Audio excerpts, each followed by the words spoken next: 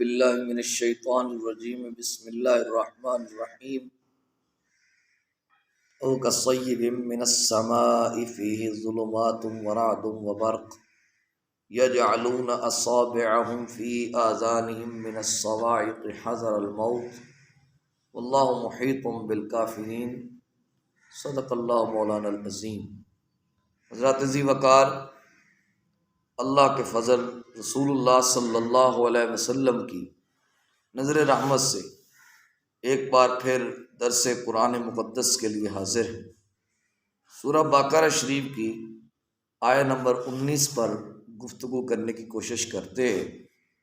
فرمایا جب وہ بارش میں چلتے ہیں جس میں اندھیرے ہیں، گرج ہے، چمک ہے، اور وہ موت کے کڑک کی ڈر سے اپنے کانوں میں انگلیاں ڈال لیتے ہیں اور اللہ کافروں کو گھیرے ہوئے ہے۔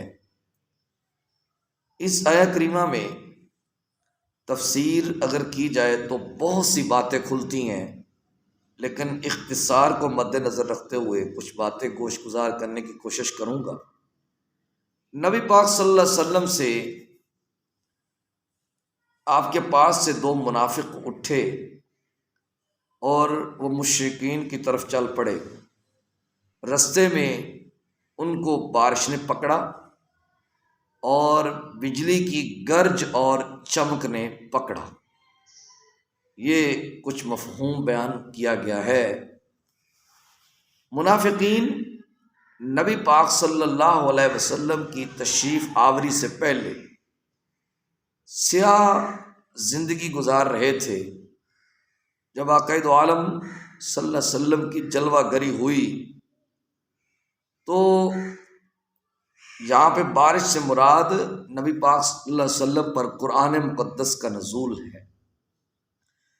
جب قرآن مقدس کا نزول ہوا تو دلوں کی زمینیں جو پہلے بنجر تھیں، بیابان تھیں، بے آباد تھیں، قرآن مقدس کا نور ان میں چمکنے لگا۔ قرآن مقدس کے نور کی برکت سے دلوں کی زمینوں پر پھول کھلنے لگے، تازہ پھل کھلنے لگے، بہار آنے لگی۔ اور گرج اور چمک سے مراد احکام اسلام ہیں، اسلام کی حدودات ہیں، اسلام کی قیودات ہیں۔ تو جب اسلام کے احکامات، قیودات اور حدودات کی بات ہوتی تو منافقین گھبرا جاتے۔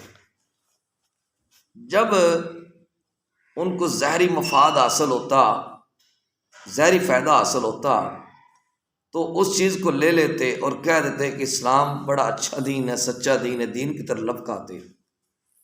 لیکن جب ان کے خلاف کوئی بات آتی یا کوئی پریشانی آتی، مصیبت آتی تو وہ اس سے گھبرا نکلتے اور کہتے اسلام سچا دین نہیں۔ آج میرا اور آپ کا بھی یہی حال ہے۔ اگر ہمارے مطلب کی بات ہو، جو میں کرنا چاہتا ہوں وہ ہو تو ٹھیک، لیکن جیسے کوئی اسلام کا حکم میرے اوپر آ جائے اور اسلام کہتا یہ نہیں کرنا لیکن میں کچھ اور کرنا چاہتا ہوں، تو پھر میرا حال یہ ہوتا ہے کہ میں کوشش یہ کرتا ہوں کہ کوئی اور راستہ نکالنے کی کوشش کروں۔ تو یہ بھی ایک منافقانہ رویہ ہے۔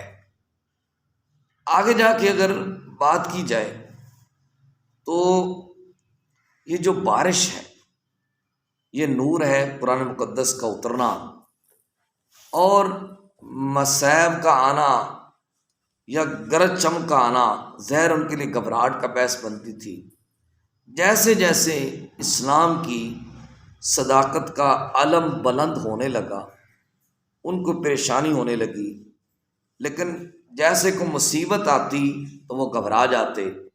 لیکن وہ لوگ جنہوں نے اسلام قبول کیا وہ اسلام پر ثابت قدم رہے۔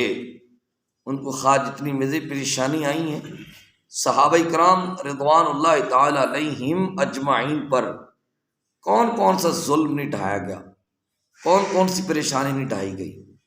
لیکن اگر میرا اور آپ کا رویہ دیکھا جائے تو ہم بھی عبادات، معاملات کچھ اس طرح سے دیکھتے ہیں، اس طرح سے کرتے ہیں کہ جب میرے بچے کا میٹرک کا امتحان ہوتا ہے میں اس کو ٹائم سے اٹھاتا ہوں، بیٹا اٹھو نماز پڑھ لو، آج آپ کا پیپر ہے۔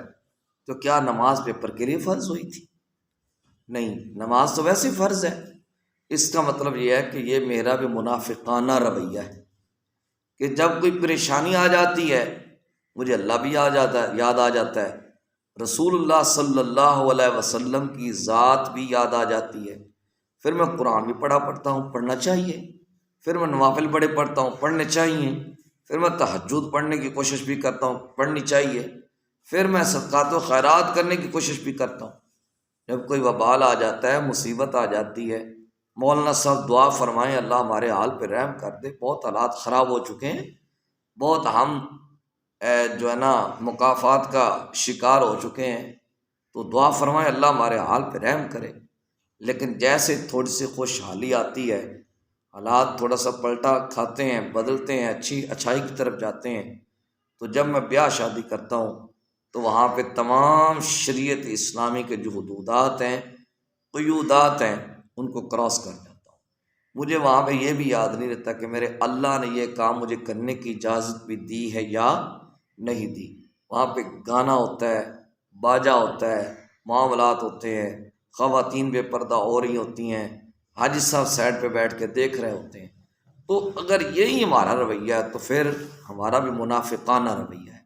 اور بنی اسرائیل کے لوگ بھی یہی کرتے تھے کہ جب اللہ کے نبی ان کو اللہ کا پیغام دیتے تھے تو اگر وہ نہیں مانتے تھے تو عذاب ہوتے تھے، تو کہتے تھے دعا فرمائے اللہ ہمارے حال پہ رحم کر دے، تو جب رحم ہو جاتا تو پھر بدل جاتے۔ تو ہمارا حال بھی کچھ ایسے ہی ہے، جب مشکلات آتی ہیں، مشکلات ہمیں آن پکڑتی ہیں، پھر ہمیں رب بھی یاد آ جاتا ہے، سارا کچھ یاد آ جاتا ہے، لیکن جب ہمیں خوشی میسر آتی ہے پھر ہم یہ نہیں دیکھتے کہ میرا عمل یہ قرآن و سنت کے خلاف بھی ہے یا نہیں۔ تو یہ منافقوں کے کچھ حالات اللہ رب العزت بیان فرما رہا ہے میری اور آپ کی اصلاح کے لیے۔ اللہ مجھے اور آپ کو نور قرآن عطا فرمائے۔ صلی اللہ تعالی علی حبیبہ محمد وآلہ وصحابہ اجمعین برحمتک یا ارحم الراحمین۔